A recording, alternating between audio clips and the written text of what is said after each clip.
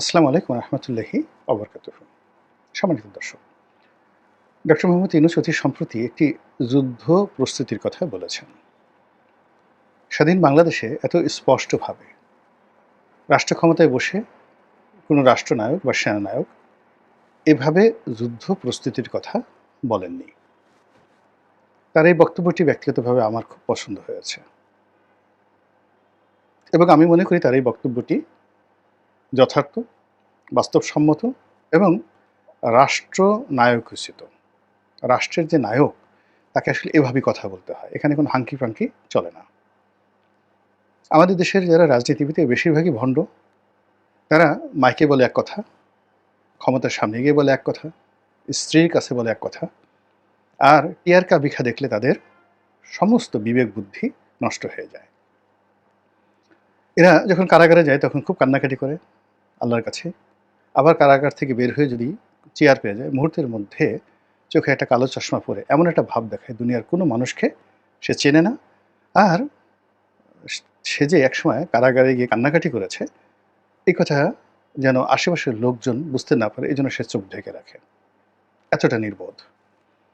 তো এই যে নির্বোধ রাজনীতিবিদ, ভণ্ড রাজনীতিবিদ, ভালো মানুষ যে নাই তা নয়, আছে, অনেকে আছে।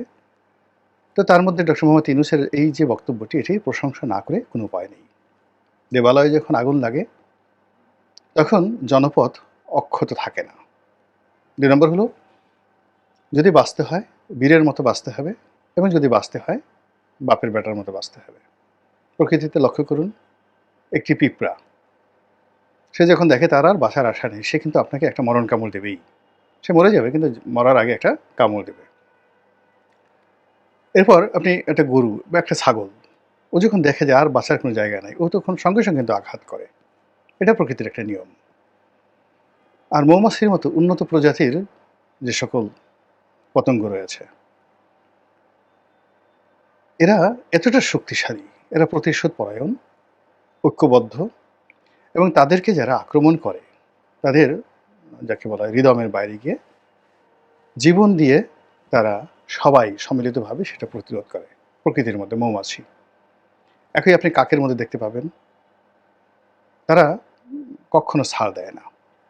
হায়নার মধ্যে দেখতে পাবেন। কিন্তু আমরা একমাত্র জাতি, আশরাফুল মাখলুকাত, নিজেদেরকে শ্রেষ্ঠ মনে করি। আমরা ক্ষমতাধরদের লোকদের জুতো প্রথমে হাতে নেই, তারপরে ওইগুলো আদর করার জন্য বা ভক্তির অতি সহ্যে আমরা সেগুলো বুকে চাপি। এখন এই সমাজে অনেক লোক দেখবেন, ছাত্র থেকে শুরু করে বড় বড় মানুষ, কোনো একজন ক্ষমতাধর লোকের জুতো বুকে নিয়ে দাঁড়িয়ে আছে এবং জুতো চুমো খায়। এরকম লক্ষ লক্ষ উদাহরণ আমরা এই সমাজে প্রতিদিন দেখি। তো এই যে মানুষের যে এই প্রবৃত্তি, সেই প্রবৃত্তির কারণে কি হচ্ছে, আমরা পাকিস্তানকে ভয় পেয়েছি, ভারতকে ভয় পেয়েছি এবং ৭১-এর মুক্তিযুদ্ধ নিয়ে এখন অনেক গল্প তৈরি করা হয়েছে, বিকজ আমরা বিজয়ী হয়েছি। কিন্তু মুক্তিযুদ্ধের যে রিয়ালিটি, সেই রিয়ালিটিটা কেবলমাত্র জামায়াত ইসলামী বাংলাদেশ তারা টের পায়। তারা জানে যে এদেশে কতগুলো মানুষ মুক্তিযুদ্ধ করেছিল, তাদের রাজাকার, তাদের আলবদর, তাদের আশামস বাহিনীর হাতে পা ধরে কত মানুষ শান্তি কমিটিতে নাম লিখিয়েছিল। আওয়ামী লীগ করতো, অন্যান্য দল করতো, কিন্তু তারা চলে গেছে ভারতে পালানোর জন্য, বাড়িতে রেখে গেছে শান্তি কমিটির নেতার কাছে। শান্তি কমিটির নেতা সেই বাড়ি রক্ষা করার জন্য সেখানে পাকিস্তানের পতাকা টানিয়ে দিয়েছে। এদের সংখ্যা কত হাজার, এটা জামাত ইসলামী খুব ভালো করে জানে। ফলে কি হলো, জামাত এখানে আর যা হোক না কেন তারা কিন্তু মুনাফিকি করছে না। রিয়ালিটি ইজ দ্যাট, তারা তখনকার যে বাস্তবতা, সেই বাস্তবতায় তারা দেখেছে, যেমন এখন দেখুন, আপনি একটা সরকারি অফিসে গিয়ে দেখুন, কেউ টেলিফোন ধরছে না, কেউ কথা বলছে না, সারাক্ষণ মিটিংয়ে ব্যস্ত এবং কোনো অফিস কাজ করছে না। একটা স্বাধীন দেশের প্রশাসনের প্রায় সব ক্ষেত্রে। কিন্তু পাকিস্তান জামানাতে গিয়ে দেখেন, ১৯৭১ সনের একেবারে ডিসেম্বর মাসের ১-২ তারিখ পর্যন্ত সরকারের রাজকোষ থেকে নিয়মিত বেতন নিয়ে আছে, বেতন ভাতা পরিশোধিত হয়েছে, টেলিফোন, ডাক বিভাগ, চিঠিপত্র, প্রত্যেকটা জিনিস টু দি পয়েন্টে বিতরিত হয়েছে। চৌকিদাররা দায়িত্ব পালন করেছে, পুলিশ দায়িত্ব পালন করেছে, থানাগুলো লুট হয়নি, সব কিছু ইন অর্ডার ছিল। তো কাজেই এই যে আমরা যে ইতিহাসগুলো পরবর্তীতে তৈরি করেছি, যা ঘটেছে তা আমরা বলিনি, আর যা মানে ঘটেনি তা আমরা বলছি। তো সেই দিক থেকে প্রচলিত রাজনীতির বাইরে গিয়ে ডক্টর মোহাম্মদ ইউনূস এখন যে কথাটি বলেছেন, I should salute him, we should salute হিম।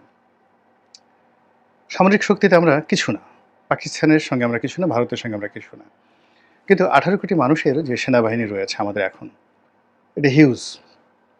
আমাদের জাতীয় বাজেটের আমরা কত টাকা এই সেনাবাহিনীর পিছনে খরচ করছি, নৌবাহিনীর পিছনে খরচ করছি, বিমান বাহিনী। ডক্টর মোহাম্মদ ইউনূসের যুদ্ধ প্রস্তুতি নিয়ে গুরুত্বপূর্ণ তথ্য দিল গোলাম মোহাম্মদ রনি। তারপর আমাদের সীমান্ত যদি অরক্ষিত থাকে, ভারত যদি ইচ্ছা করলে এখানে প্রতিটা মুহূর্তে পুশিং করতে পারে, মায়ানমারের রোহিঙ্গারা যদি এখানে অনায়াসে চলে আসতে পারে, তাহলে এইগুলো রেখে লাভটা কি? এখানে তো আমাদের একটা শক্তিমত্তা লাগবে। আইদার আপনি সেই যাকে বলা হয় অধীনতামূলক মিত্রতা, লর্ড ডালহৌসি যেটা চালু করেছিলেন, সে অনুযায়ী আপনি আমেরিকার সাথে বন্ধুত্ব করেন, তাদের সেনাবাহিনীর একটা কন্টিনজেন্ট এখানে রাখেন। সিঙ্গাপুর তো সেনাবাহিনী নেই, চলছে না। সুইজারল্যান্ডেরও তো সেনাবাহিনী নেই, চলছে। জাপান দীর্ঘদিন তাদের সেনাবাহিনী ছিল না, দ্বিতীয় বিশ্বযুদ্ধের পরে চলেনি, চলছে। 100 টাইমস বেটার দ্যান আস। কিন্তু যখন আপনি থাকবেন, আপনি বন্দুক নিয়ে ঘুরুন, বন্দুকে তো গোলা বারুদ থাকতে হবে, আবার গোলা বারুদ থাকতে হবে, কিন্তু আপনি শত্রুকে না মেরে আপনি মিত্রকে মারলেন, এবং এই গোলা বারুদ আমাদের দেশের সাধারণ জনগণের উপর এগুলো মানে আপতিত হবে। এই বিষয়গুলো নিয়ে খোলামেলা আলোচনা করা দরকার, এবং ডক্টর ইউনূস যে বিষয়টি তুলেছেন, এই বিষয়টি নিয়ে আসলে এই মুহূর্তে যারা দেশপ্রেমিক তাদের সবাইকেই কণ্ঠস্বর উঁচু করা উচিত। এর কারণ হলো, এই যুদ্ধ শুরু হয়েছে, যুদ্ধ শুরু হওয়ার পর থেকে আমাদের সীমান্তে ভারতের গুজরাটের অধিবাসী লোকদেরকে পার্বত্য অঞ্চল দিয়ে পুশিং করা হলো। তো ওখানে আমাদের বিজিবি কী করেছে? ওখানে আমাদের সেনাবাহিনীর যে ক্যান্টনমেন্টগুলো রয়েছে, খাগড়াছড়ি, বান্দরবন, কক্সবাজার, তো এখানে আমরা কি পরিমাণ ব্যয় করি তাদের পেছনে বলেন?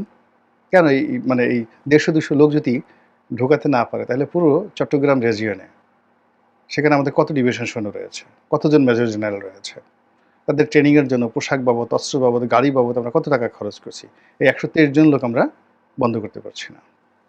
কিংবা এই যে মায়ানমার থেকে 1,40,000 লোক এই সময় ক্ষমতা আসার পরে, সরকার আসার পরে কেন ঢুকলো, কীভাবে ঢুকলো?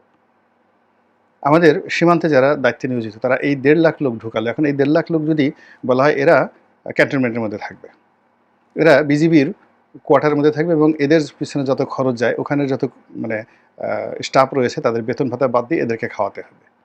আপনি দেখবেন যে 1 ঘন্টার মধ্যে সব সোজা হয়ে যাবে। ডক্টর মোহাম্মদ ইউনূস আসলে এই কথাটাই বলেছেন। এখন ধরুন, পাকিস্তানের সঙ্গে আমাদের যে সম্পর্ক, সেই সম্পর্ক যদি আমরা টেনে নিতে চাই, যেটা আমরা শুরু করেছি গত কয়েক মাসে, চীনের সাথে আমাদের যে সম্পর্ক, ভারতকে বাদ দিয়ে গত 7 মাসে আমরা করার চেষ্টা করেছি। চীন এখানে ইনভেস্টমেন্ট করবে, আসবে, বিনিয়োগ বোর্ডে সেই নতুন নতুন ইনভেস্টমেন্ট হবে।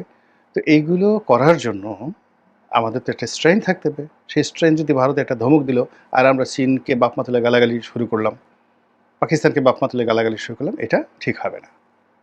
এরপর আমাদের যে জনগণ, সেই জনগণের যে আশা আকাঙ্ক্ষা, উইল ফোর্স, সেই উইল ফোর্সকে তো সরকারকে ধারণ করতে হবে, তারপরে সেনাবাহিনীকে ধারণ করতে হবে। আপনি এগুলো তো লাঠি দিয়ে বন্ধ করতে পারবেন না। দেখুন, একটা খেলা হয়, গান হয়, বাজনা হয়, এই যে যুদ্ধ হয়, যুদ্ধের উন্মাদনা সবচেয়ে বেশি।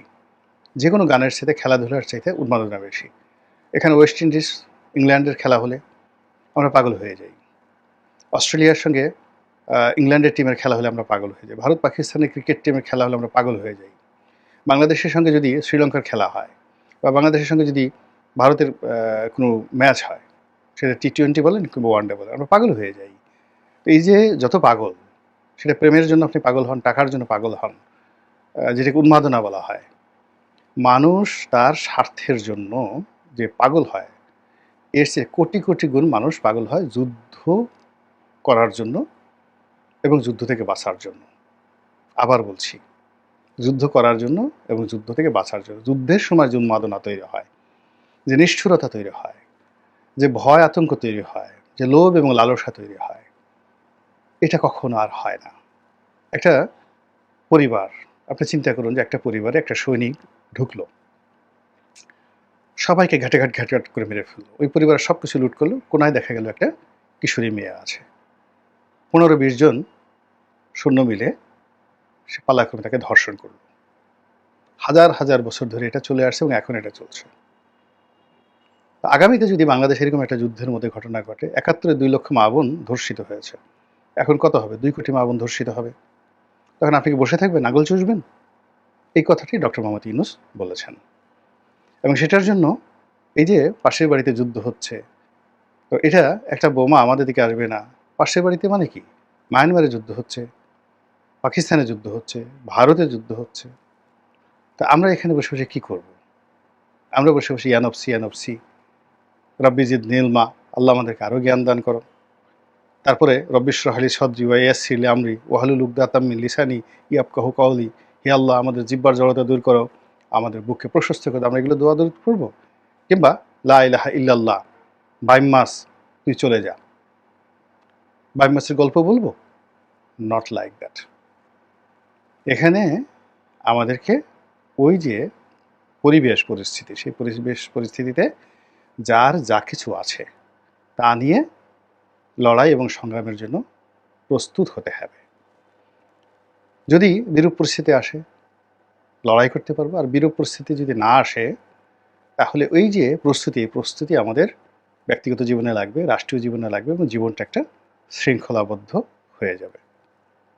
মহান আল্লাহ আমাদের সবাইকে হেদায়েত দান করুন এবং হেফাজত করুন। আসসালামু আলাইকুম ওয়া রাহমাতুল্লাহি ওয়া বারাকাতুহু।